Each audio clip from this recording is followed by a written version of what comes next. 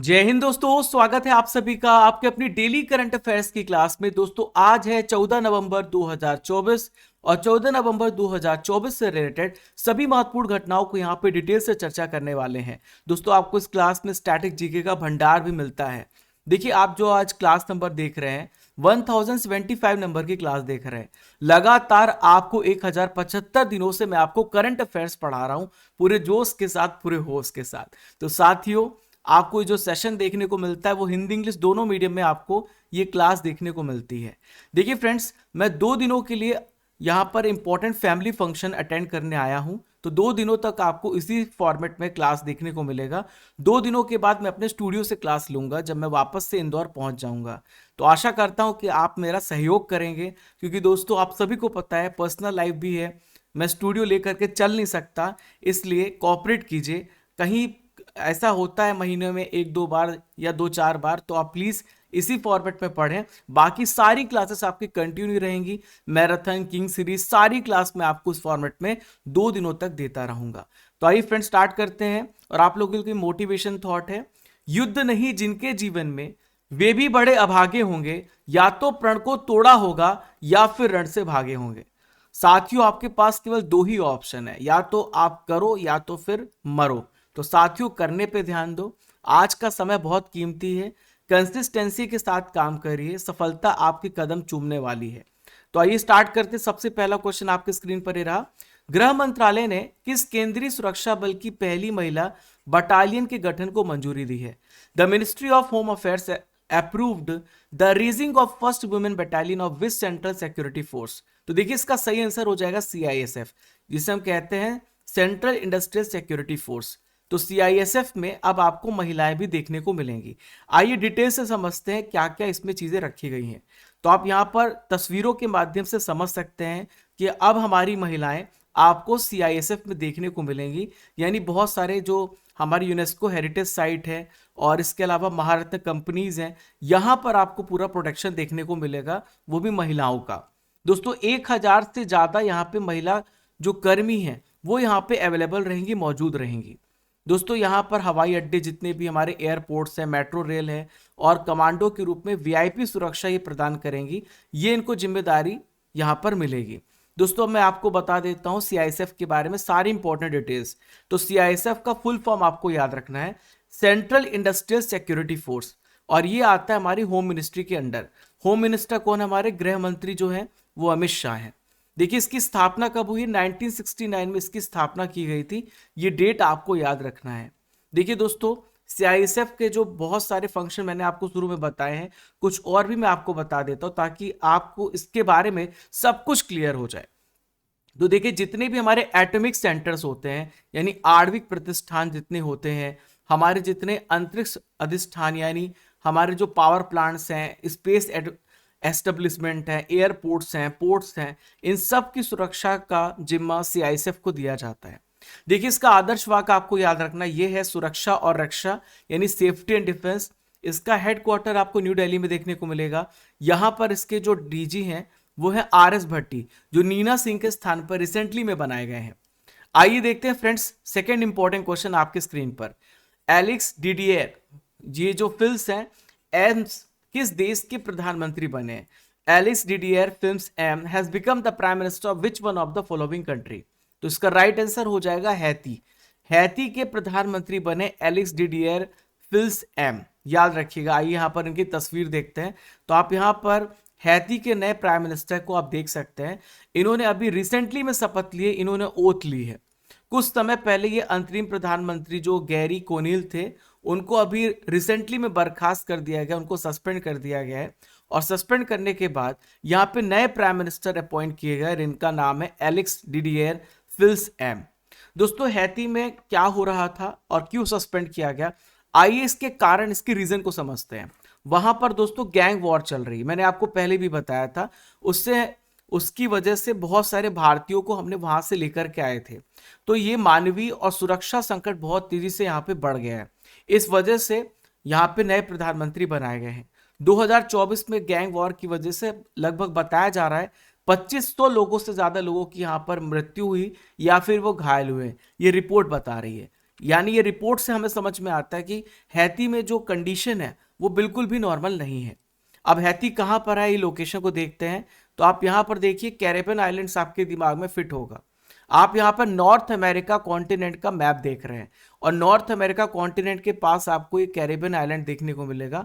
यहाँ पर एक छोटा सा कंट्री है, इसका नाम है हैती। तो आप यहाँ पर देखिए, आप ये हैती है, क्लियर है। अब दोस्तों हैती के बारे में सारी इंपॉर्टेंट डिटेल्स को समझ लेते हैं जो आपके एग्जाम में पूछी जा सकती हैं। तो ये कैपिटल है पोर्ट ऑ प्रिंस और यहाँ की जो करेंसी है वो है गॉर्डे। क्या है? गॉर्डे। तो हैती जो है कैरेबियन सागर में आपको देखने को मिलेगा। हिस्पनियोला द्वीप पर एक ये देश है, आपको ये आइलैंड भी याद रखना है जहां पर ये लोकेटेड है। दोस्तों 2024 में भारत ने यहाँ पे अपने बहुत सारे भारतीयों को निकाला था और इसके लिए एक ऑपरेशन चलाया था। इस ऑपरेशन का नाम था ऑपरेशन इंद्रावती। बहुत सारे लोग यहाँ पे गैंग वॉर की वजह से प्रभावित थे। दोस्तों अब बात यहाँ पे अपॉइंटमेंट की आई है, तो मैं आपको बहुत सारे इंपॉर्टेंट अपॉइंटमेंट के बारे में पढ़ाने वाला हूँ जो आपके एग्जाम में पूछ जा सकते हैं। तो देखिए पोलैंड के नए प्राइम मिनिस्टर कौन बने हैं? डोनाल्ड टस्क बने हैं। मेडागास्कर के राष्ट्रपति एंड्रे रजोएलिना। न्यूजीलैंड के प्राइम मिनिस्टर क्रिस्टोफर लक्सन है। लग्जमबर्ग के प्राइम मिनिस्टर है ल्यूक फ्रीडन। ये सारे इंपॉर्टेंट अपॉइंटमेंट आप याद रखिएगा, आपको डेफिनेटली एग्जाम में ऐसे प्रश्न देखने को मिलेंगे। आइए देखते हैं फ्रेंड्स क्वेश्चन नंबर 3 आप सभी के स्क्रीन पर। पीएम मोदी ने रेलवे स्टेशनों पर कितने जन औषधि केंद्रों का उद्घाटन किया है?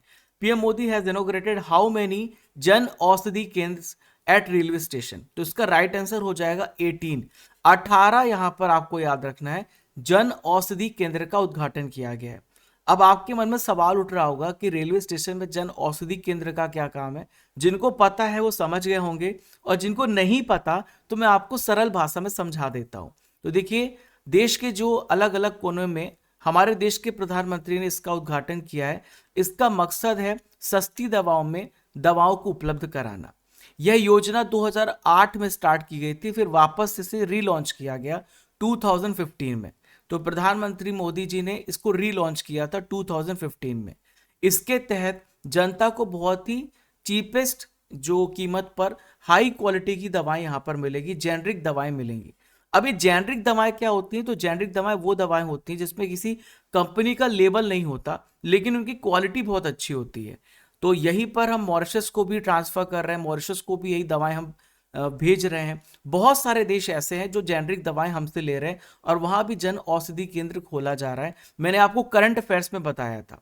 तो ये जो प्रोडक्ट होते हैं बाजार कीमत की तुलना में 50 से 90% आपको कम यहाँ पे रेट मिलेगा। पर दोस्तों जेनरिक दवाओं में कंपनी का लेवल नहीं होता, और कंपनी का लेवल नहीं होता इसी वजह से दवाएं सस्ती होती हैं। जब कंपनी का लेवल चढ़ जाता है तो कंपनी अपने हिसाब से इन दवाओं की प्राइसेस को रेगुलेट करने लगती है। अब आइए फ्रेंड्स यहाँ पर रेलवे से रिलेटेड इंपॉर्टेंट करंट अफेयर्स को डिस्कस करते हैं। रिसेंटली में दोस्तों वंदे मेट्रो ट्रेन का नाम चेंज किया गया है। अब इसका नया नाम हो गया है नमो भारत रैपिड रेल।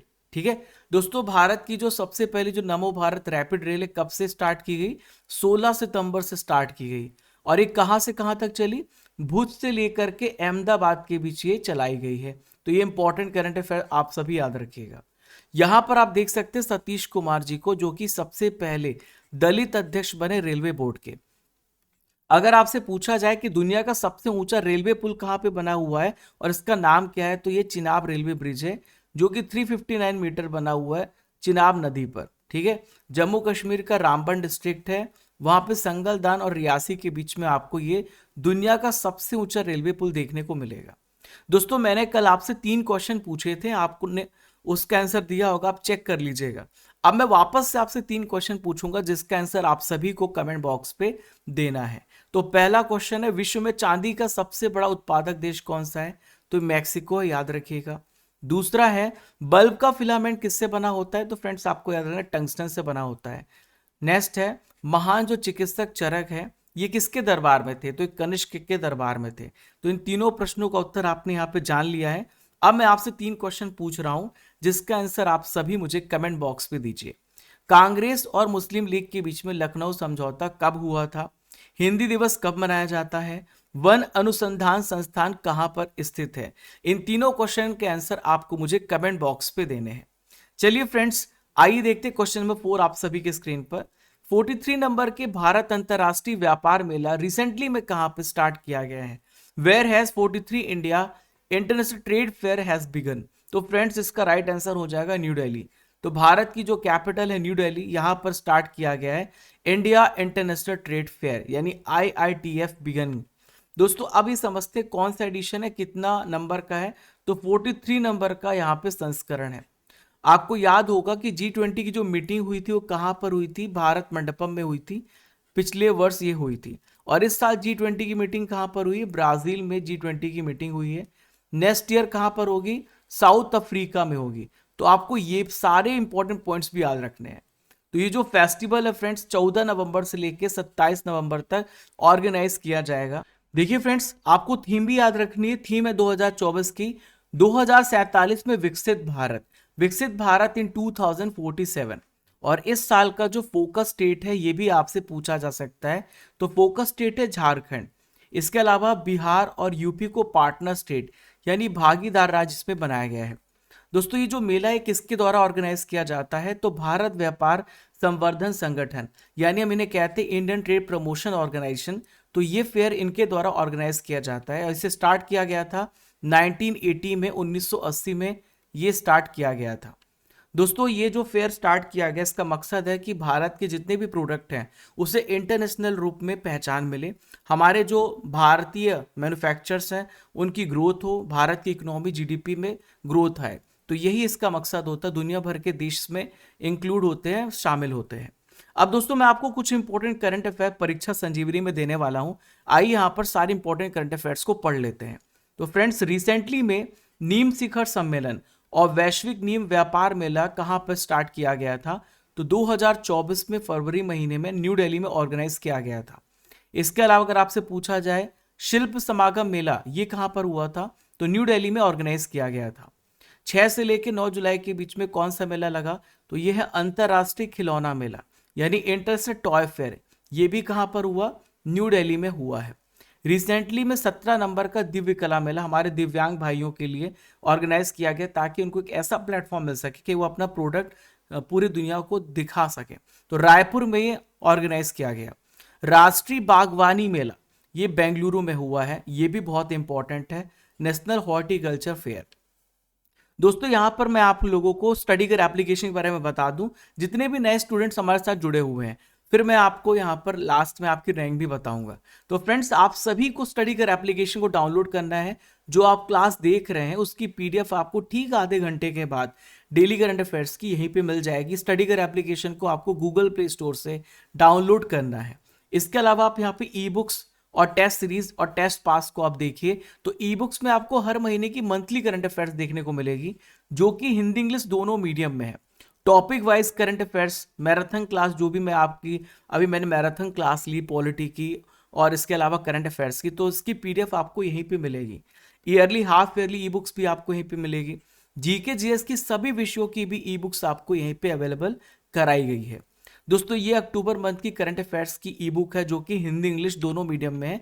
इसके अलावा फ्रेंड्स आप 10 महीने की पूरी करंट अफेयर्स की कंप्लीट ई बुक को डाउनलोड कर सकते हैं, वो भी हिंदी इंग्लिश दोनों मीडियम में, जनवरी से लेकर अक्टूबर तक 500 MCQ के साथ विद डिटेल एक्सप्लेनेशन। तो ये बुक आपको यहीं पे मिलेगी।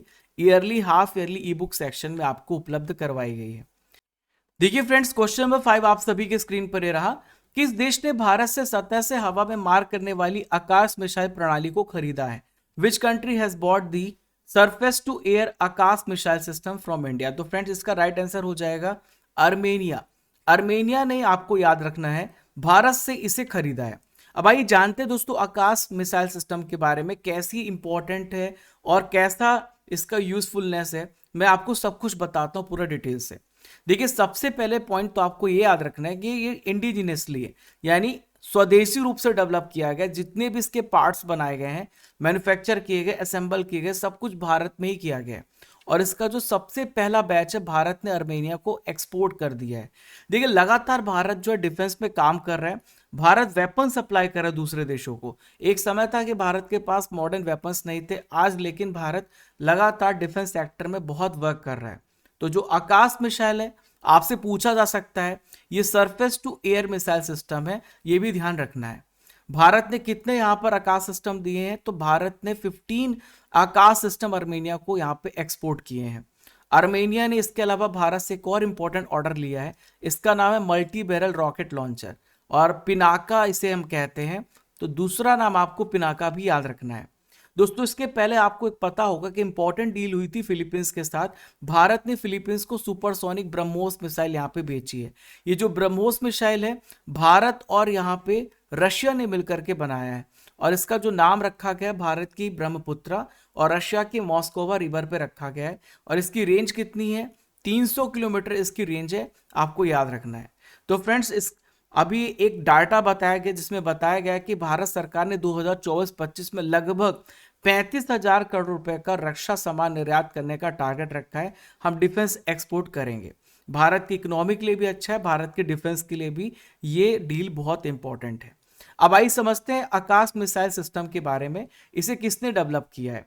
तो फ्रेंड्स डीआरडीओ ने इसे डेवलप किया, जिसका हेडक्वार्टर कहाँ पर है? दिल्ली में है। डीआरडीओ का काम होता है डिफेंस मैन्युफैक्चर करना, या डिफेंस जो इक्विपमेंट्स होते हैं डीआरडीओ मैन्युफैक्चर करता है। क्लियर है?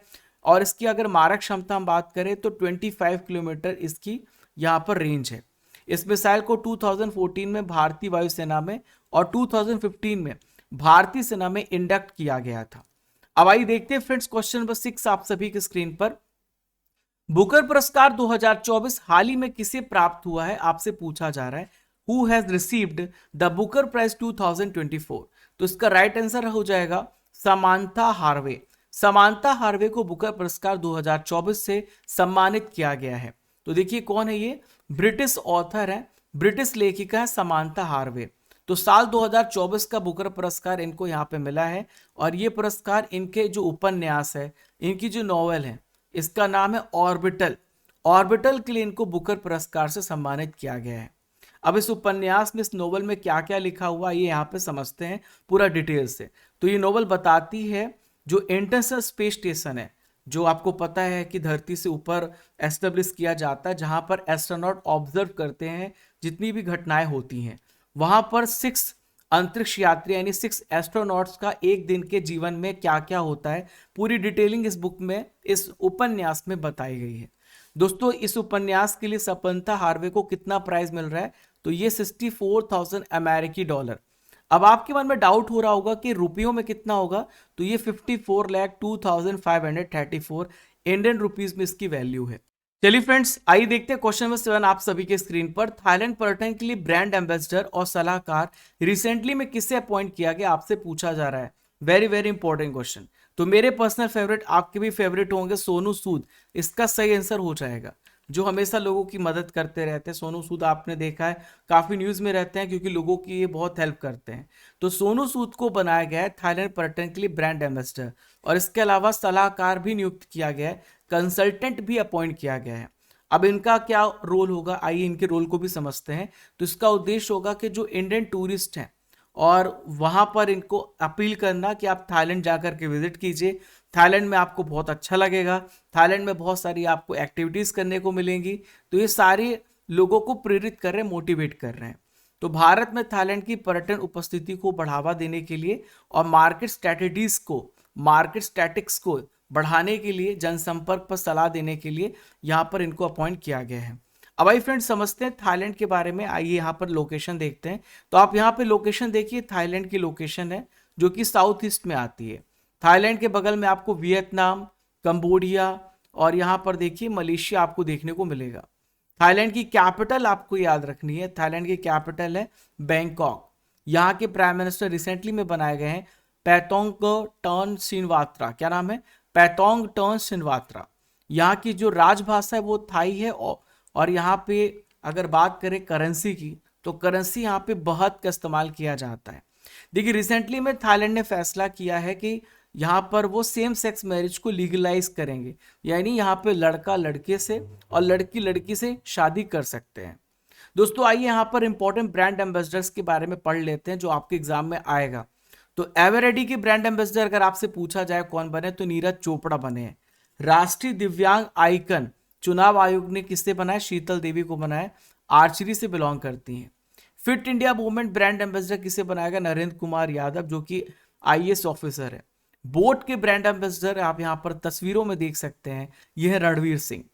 ये वेस्ट बंगाल के ब्रांड एम्बेसडर कौन है फ्रेंड्स, तो सौरभ गांगुली है। स्टेट बैंक ऑफ इंडिया के brand ambassador M S Dhoni को बनाया गया है।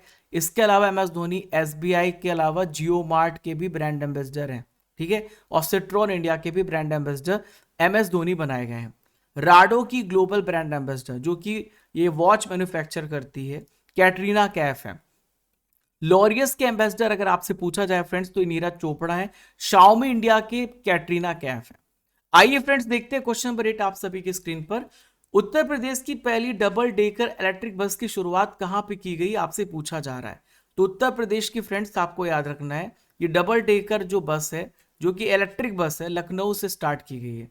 देखिए आपको पता है कि लगातार पब्लिक ट्रांसपोर्टेशन का यूज बढ़ रहा है और पेट्रोल अगर डीजल से चलने वाली व्हीकल्स का इस्तेमाल करेंगे, इससे पर्यावरण को बहुत ज़्यादा नुकसान पहुंचेगा। हमें ज़रूरत है इलेक्ट्रिकल बस की, वो भी डबल डेकर। इससे हम ज़्यादा से ज़्यादा पैसेंजर को एक जगह से दूसरी जगह कैरी कर सकते हैं, हमारे एनवायरनमेंट के लिए बहुत अच्छा है। इसके साथ साथ यहाँ पे उनका रेवेन्यू भी बढ़ेगा। तो इसमें टोटल 65 पैसेंजर आप बैठा सकते हैं और जो भी यहाँ पे यात्री डिजिटल पेमेंट करेगा उसको 10% का यहाँ पे छूट यानी रिलैक्सेशन भी मिलेगा। अब इसका उद्घाटन किसने किया है, तो यहाँ के जो चीफ मिनिस्टर हैं योगी आदित्यनाथ जी ने किया है। कहाँ पे किया है, लखनऊ में किया है। उत्तर प्रदेश की सबसे पहली डबल डेकर इलेक्ट्रिक बस। आइए परीक्षा संजीवनी में इंपॉर्टेंट करंट अफेयर्स को डिस्कस करते हैं यूपी से रिलेटेड। देखिए फ्रेंड्स, हाल ही में सेमीकंडक्टर यूनिट्स की स्थापना करी गई है। लगातार यूपी सेमीकंडक्टर्स पे फोकस कर रहा है।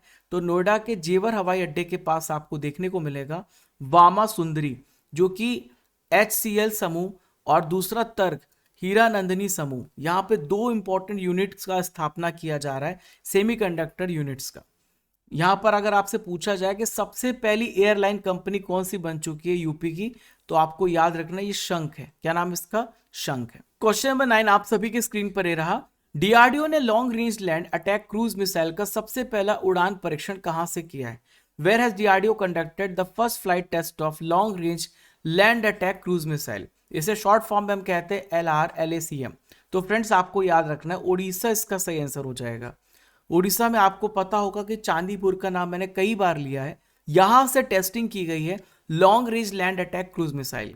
तो आप यहां पर देख सकते हैं इस मिसाइल की लॉन्चिंग को। तो सफलतापूर्वक इसकी टेस्टिंग कहां से की गई है, चांदीपुर उड़ीसा से की गई है। इस मिसाइल की जो टारगेट रेंज है वो है 2400 किलोमीटर, 2400 किलोमीटर तक ये मार सकता है और जहां पर भी ये गिरेगा दुश्मन के परखच्चे उड़ा देगा। तो फ्रेंड्स भारत करीब ऐसे 200 स्वदेशी long range attack cruise missile को नेवी में इंडक्ट करेगा, नेवी में शामिल करेगा। दोस्तों भारत की LRLACM की जो खासियत है, तो सबसे पहला ये स्वदेशी मिसाइल है, यानी इंडिजीनियसली है। भारत ने खुद ही इसको डेवलप किया, भारत में पूरी तरीके से डेवलप किया गया है। और अमेरिका की एक है टॉम हॉक क्रूज मिसाइल, उससे कंपेयर करें तो लगभग उसी के बराबर है ये। 19-20 का फर्क नहीं, पूरा 20-20 का अंतर जो है आपको देखने को नहीं मिलेगा। बहुत अच्छी तरीके से इसे डेवलप किया गया है, ठीक है दोस्तों। डिफेंस से रिलेटेड इंपॉर्टेंट करंट अफेयर्स को आइए यहां पर देखते हैं, जो आपके एग्जाम में क्वेश्चन पूछ जाएंगे। अभी मैंने आपको पढ़ाया था कि 80 पिस्तौल को भारतीय सेना में शामिल किया गया है। अगर आपसे पूछा जाए कि डीआरडीओ ने किस भारतीय लाइट टैंक का ऑटोमेटिक परीक्षण किया, इसका क्या नाम है, तो फ्रेंड्स इसका नाम है जोरावर। क्या नाम है, जोरावर। दोस्तों अभेद का नाम आपको याद रखना, यहां पर आप देख सकते हैं बुलेट प्रूफ जैकेट है, जिसे डीआरडीओ और IIT दिल्ली ने मिल करके तैयार किया है, जो 360 डिग्री प्रोटेक्शन प्रदान करेगा हमारे सैनिकों के लिए। दोस्तों यहां पर याद रखना है भारतीय नौसेना को सबसे पहला स्वदेशी स्टार लाइनर ड्रोन मिला, इसका नाम है दृष्टि 10। दृष्टि 10 भारतीय नौसेना को मिला है। इसके अलावा डीआरडीओ की जो स्वदेशी असॉल्ट राइफल है उग्रम, इसको भी रिसेंटली में लॉन्च किया गया है। दोस्तों आज का आखिरी इंपॉर्टेंट करंट अफेयर आप सभी की स्क्रीन पर आइए देखते हैं। 16वीं सीनियर महिला T20 ट्रॉफी 2024 किस टीम ने रिसेंटली में जीती है, तो फ्रेंड्स इसे किसने जीता है, मुंबई ने यहाँ पे 16 नंबर की सीनियर महिला T20 ट्रॉफी को जीत लिया है। तो मुंबई ने किसको हरा करके जीता है, तो मुंबई ने बंगाल को हराया है, 10 विकेट से हरा करके इस चैंपियनशिप को अपने नाम यहाँ पे किया है। ये जो फाइनल मैच था कहाँ पे खेला गया है, तो फाइनल मैच खेला गया है वानखेड़े स्टेडियम मुंबई महाराष्ट्र में, ये फाइनल मैच खेला गया। यहाँ पर आप मुंबई टीम के कप्तान को देख सकते हैं, इनका नाम है हुमेरा काजी। बंगाल की कप्तान है सैका इजाक, जिनको हराया गया है। देखिए सीनियर महिला टी20 ट्रॉफी जो है 2008 से ऑर्गेनाइज की जा रही है, आपको ये ईयर भी याद रखना है। दोस्तों हमारे 10 महत्वपूर्ण करंट अफेयर्स पूरी तरीके से कंप्लीट हो चुके हैं। अब यहाँ पर हम ट्रिपल आर पे पहुंच चुके हैं, जहां पर आपको इंपॉर्टेंट करंट अफेयर्स का हम रिवीजन कराते हैं। आपको पता है पुराने महीनों का, कल का, स्टैटिक जीके और आपका टेस्ट भी होता है। तो ये ट्रिपल आर में अक्टूबर महीने के करंट अफेयर्स का रिवीजन करते हैं। हरियाणा के 11th चीफ मिनिस्टर कौन बने हैं? आप सभी कमेंट बॉक्स पे आंसर दीजिए। तो नायाब सिंह सैनी बने हैं। हाल ही में न्याय की देवी की नई मूर्ति कहाँ पे लगाई गई है? तो ये गॉडेस ऑफ जो जस्टिस है, इनकी न्यू स्टैचू कहाँ पे लगाई गई? सुप्रीम कोर्ट में लाइब्रेरी है, वहां पे जो एडवोकेट्स हैं वहां पे पढ़ते हैं, उसी के ठीक सामने न्याय की देवी की मूर्ति को इंस्टॉल किया गया है। आदित्य आनंद ने V&A एलेक्ट्रेशन पुरस्कार 2024 प्राप्त किया। इनका रिलेशन किस स्टेट से है? तो ये हरियाणा राज्य से बिलोंग करते हैं, आपको स्टेट याद रखना है। JSW स्पोर्ट्स के क्रिकेट डायरेक्टर कौन बनाए गए हैं? तो सौरभ गांगुली को JSW स्पोर्ट्स का क्रिकेट डायरेक्टर बनाया गया है। हाल ही में केंद्र सरकार की किस योजना के लिए पोर्टल लॉन्च किया गया है? इसका क्या नाम है? तो फ्रेंड्स प्रधानमंत्री इंटर्नशिप योजना के लिए पोर्टल रिसेंटली में लॉन्च किया गया है। नीमा रिंजी शेरपा का रिलेशन किस देश से है, जो 8000 मीटर से अधिक ऊंचाइयों पर सभी 14 चोटियों पर चढ़ने वाले सबसे कम उम्र के व्यक्ति बने हैं? तो फ्रेंड्स इनका रिलेशन है नेपाल स्टेट से। कामिंडू मेंडिस, आपसे पूछा जा रहा है, कामिंडू मेंडिस जो है सितंबर 2024 के लिए ICC player of the month चुना गया है। ये किस खेल के क्रिकेटर हैं? तो फ्रेंड्स आपको याद रखना है, ये श्रीलंका के प्लेयर हैं। किस देश के क्रिकेटर हैं? श्रीलंका के।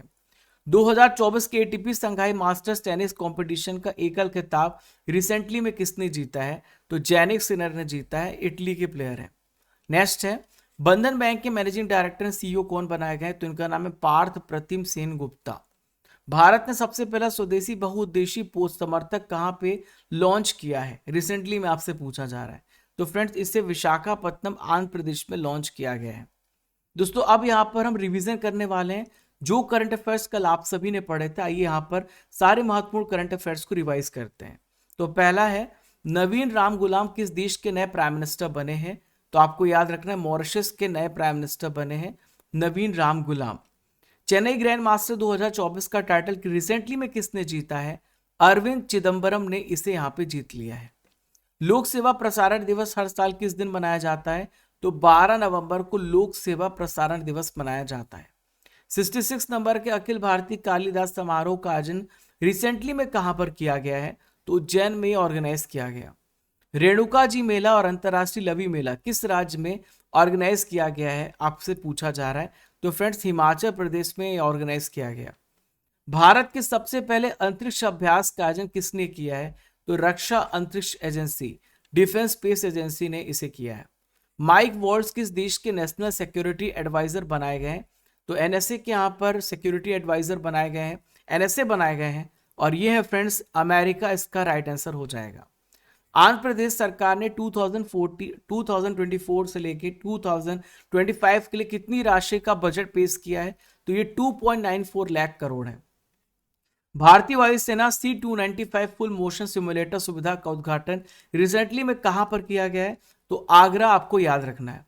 भारतीय कृषि एवं खाद्य परिषद के चेयरमैन कौन बने हैं? तो इनका क्या नाम है?